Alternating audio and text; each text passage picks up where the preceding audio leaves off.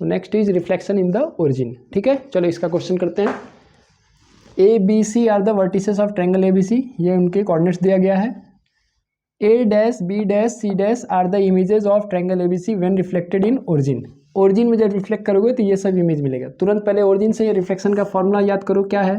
P x Y को अगर हम ओरिजिन में रिफ्लेक्ट करें तो क्या होता है? P dash minus x minus y होता है। ठीक है, तो फटाफट कर दो। ए 2 3 क्या हो जाएगा? ए डैश -2 -3, ये पहला हो गया, फर्स्ट क्वेश्चन का आंसर चल रहा है। बी 4 5 है तो क्या हो जाएगा? B dash -4 -5। सी 7 2 है तो क्या हो जाएगा? C dash -7 -2।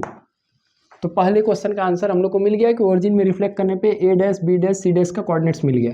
और A double dash B double dash C double dash are the images of triangle ABC when reflected in x axis. इसी ट्रायंगल को अगर एक्स एक्सिस में रिफ्लेक्ट किया जाएगा तो ये सब इमेजेस मिलेंगे। ठीक है, जल्दीबाजी मत करना, ध्यान से क्वेश्चन पढ़ना जो केस दिया है। देखो ए बी सी का रिफ्लेक्शन करोगे एक्स एक्सिस में तो ये सब पॉइंट मिल रहे हैं। तो चलो किया जाए, फिर से यही पॉइंट लिखना है। ए 2 3 बी 4 5 और सी 7 2, और इसको आपको एक्स एक्सिस में रिफ्लेक्ट करना है। अब एक्स एक्सिस का फॉर्मूला तुम्हें मालूम ही होगा, कई बार हम लोग कर चुके हैं। एक्स एक्सिस में एक्स को नहीं बदलना है, वाई का कोऑर्डिनेट्स में साइन चेंज कर देना है। तो ए डैश ए डबल डैश क्या होगा? 2 -3। बी डबल डैश क्या होगा? 4 -5। और सी डबल डैश क्या होगा? 7 -2। Mention the special name of the quadrilateral B C C double dash B double dash and find its area. तो पहले अब प्लॉट करना पड़ेगा। चलो प्लॉट किया जाए। ए बी सी पहले प्लॉट करो। चलो दूसरे कलर्स को मैं यूज कर लूँ। 2 3 2 3, ए 2 3 हो गया ये। बी क्या है? 4 5, 1 2 3 4 एंड 5। बी 4 5 और सी क्या है? 7 2, 1 2 3 4 5 6 7 एंड 2।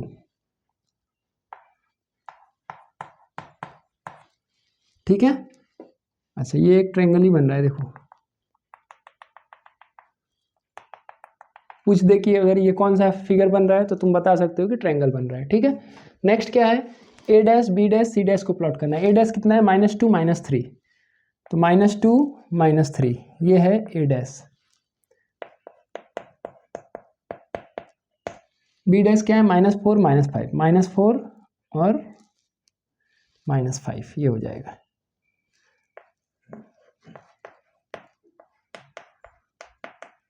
और सी डैश क्या है? -7 -2, 1 2 3 4 5 6 7 एंड -2।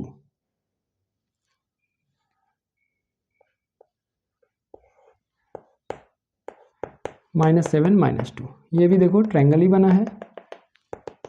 ठीक है, अब क्या कहा गया? ए बी सी को फिर एक्स एक्सिस में रिफ्लेक्ट किया तो ये सब पॉइंट मिले। ए डबल डैश कितना है? 2 -3 है, तो 2 -3।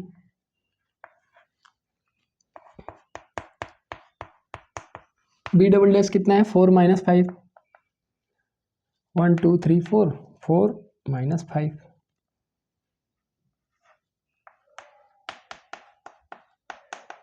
और सी डबल डैश कितना है? 7 -2, 7 2 था और ये 7 -2।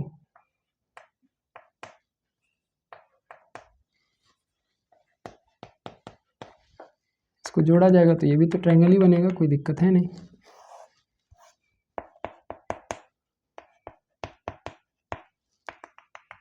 ठीक है, देखो ये फिगर कंप्लीट हो गया। आगे क्या पूछा गया? B C C double dash B double dash, इसको जोड़ना होगा। बी सी, बी से सी जोड़ो। कहाँ से? देखिए ये बी सी है, देखो ये बी सी जोड़ दो, फिर सी डबल डैश जोड़ो और फिर बी डबल डैश जोड़ो, और इनको तो जोड़ ही लोगे तभी तो पॉलीगन कंप्लीट होगा। साफ सुथरा आपको दिख रहा है क्या है? ये ट्रेपीजियम है भाई। तो B C C double dash B double dash क्या है? ट्रेपीजियम है। पूछा गया है कि नाम लिखो इसका। फिर पूछा है एरिया, तो एरिया ऑफ ट्रेपीजियम क्या होता है? 9th क्लास में पढ़ते हैं हम लोग इसको। Half into sum of parallel sides into height. तो देखो ये ऐसे है, ठीक है। तो यहाँ से यहाँ तक का जो डिस्टेंस है ये तुम्हारा क्या हो गया, हाइट हो गया। कितना यूनिट है, 1 यूनिट, 2 यूनिट, 3 यूनिट, तो हाइट 3 यूनिट हो गया। और ये देखो कितना होगा, 2 unit above, 2 unit below, 7 2 7 minus 2, तो टोटल कितना है, ये 4 यूनिट है।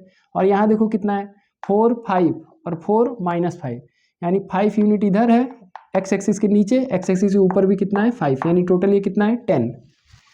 तो क्या हो गया, half into sum of parallel side क्या हो गया, 4 प्लस 10 इंटू हाइट कितना है 3, तो ये हो गया हाफ इंटू 14 इंटू 3, ये 7 टाइम चल गया, आंसर हो गया 21 square unit. This is the answer, ठीक है। काफ़ी अच्छा क्वेश्चन था, बहुत ही अच्छा क्वेश्चन था और बढ़िया सा ग्राफ भी बना। अट्रैक्टिव करोगे अच्छे नंबर भी मिलेंगे, ठीक है ना। चलो अब नेक्स्ट क्वेश्चन इसी से रिलेटेड एक और देख लेते हैं। ये क्लास बहुत ही इंटरेस्टिंग होगी क्योंकि इसमें एक्सिस ऑफ रिफ्लेक्शन हम लोग को पता करना है। अभी तक के जितने भी क्वेश्चंस हम लोग कर रहे थे ना, उसमें एक्सिस ऑफ रिफ्लेक्शन दिया रहता था, एक्स एक्सिस, वाई एक्सिस या फिर ओरिजिन दिया रहता था। यहाँ पर आपको इस क्वेश्चन में फाइंड द रिफ्लेक्शन एक्सिस, आपको नेम द एक्सिस, यानी किस में उसका रिफ्लेक्शन हुआ ये आपको पता करना है। दूसरा एक इंपॉर्टेंट बात है कि ये कॉन्सेप्ट चल रहा है इन्वेरिएंट पॉइंट से। तो सबसे पहले मैं आपको वैसे तो इन्वेरिएंट पॉइंट मैंने बताया है, फिर भी रिकैप कर देता हूँ कि इन्वेरिएंट पॉइंट का मतलब क्या हुआ है। इन्वेरिएंट पॉइंट यानी which remains unchanged after reflection. Reflection के बाद भी जो पॉइंट का कोऑर्डिनेट्स नहीं चेंज होगा ना, वो ऐसे पॉइंट को हम लोग बोलते हैं इनवेरिएंट पॉइंट। और ये कब कब हो सकता है, दो ही केस है। If point is present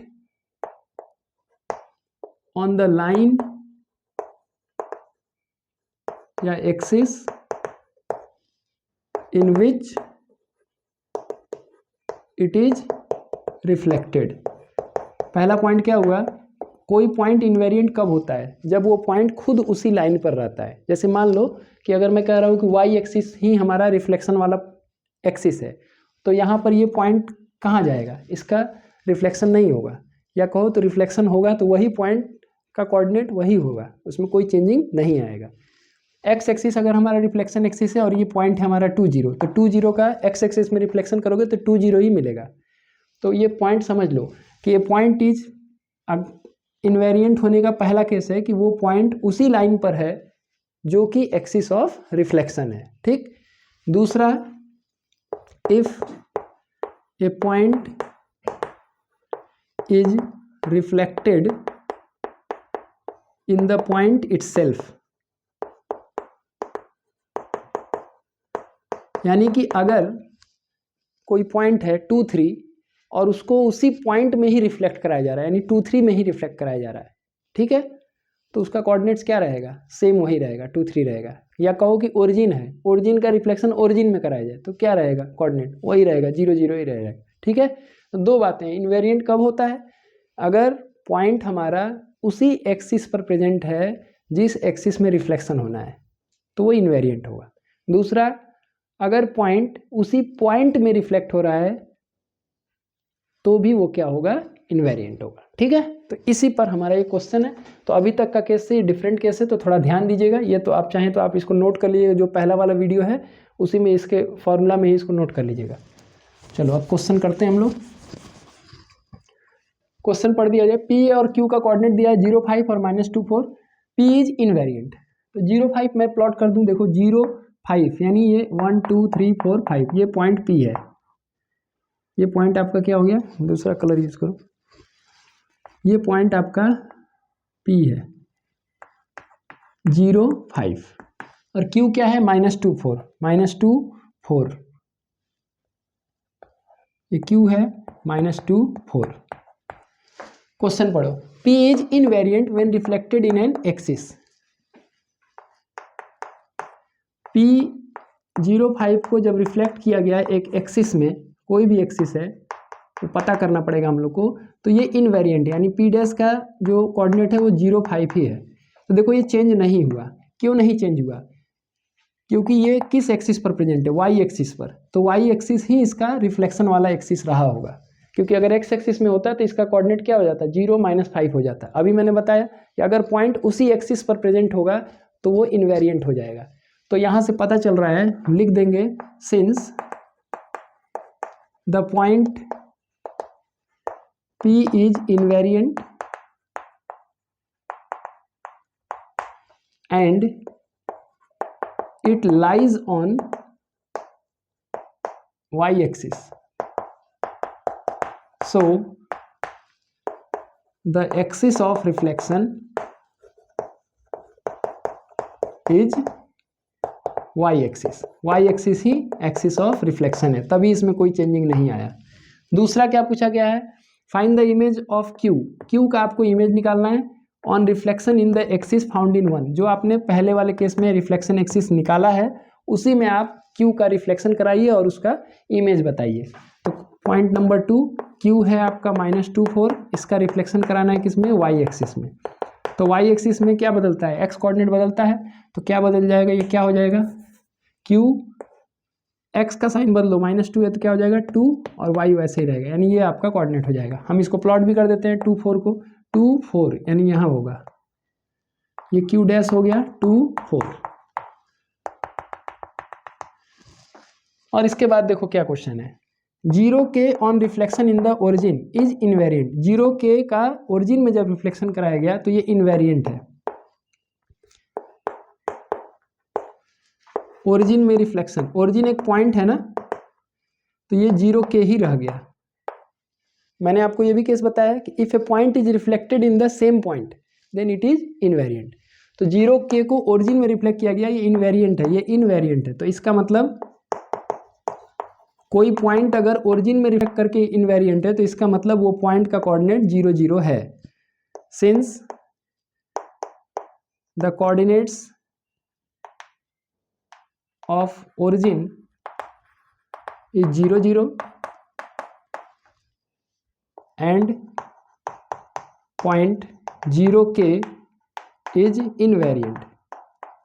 point बदल नहीं रहा है, कब नहीं बदलेगा, जब पॉइंट और ये जो जिसमें रिफ्लेक्ट हो रहा है दोनों का कोऑर्डिनेट सेम होगा तभी ये नहीं बदलेगा। तो 0k इज इक्वल टू क्या होगा, 0, 0 होगा, इसीलिए आप लिख सकते हैं k इक्वल टू क्या होगा, 0। अब आगे क्या लिखा गया है, एक अलग क्वेश्चन है ना, write the coordinates of the image of Q obtained by reflecting in the origin and by x axis. तो पॉइंट क्यू जो है यानी -2, 4, इसको पहले आपको रिफ्लेक्ट कराना है किसमें, reflecting in the origin followed by x axis. पहले इसका ओरिजिन में कराओ, तो ओरिजिन में क्या होता है, दोनों का साइन बदल जाता है, तो क्यू डैश क्या होगा 2 - 4, और फिर इसका एक्स एक्सिस में करना है। तो एक्स एक्सिस में क्या बदलेगा, एक्स एक्सिस में रिफ्लेक्शन करोगे तो वाई कोऑर्डिनेट का साइन बदल जाएगा, तो क्यू डबल डैश क्या होगा 2, 4। This is the answer. तो ये चौथा आंसर है, ये पहला, दूसरा, तीसरा, चौथा, 4 आंसर ये कंप्लीट हो गया। ठीक है, तो ये केस अगर बाय द वे तुमको एक बार में ना समझ में आए तो भाई एक बार और देखना।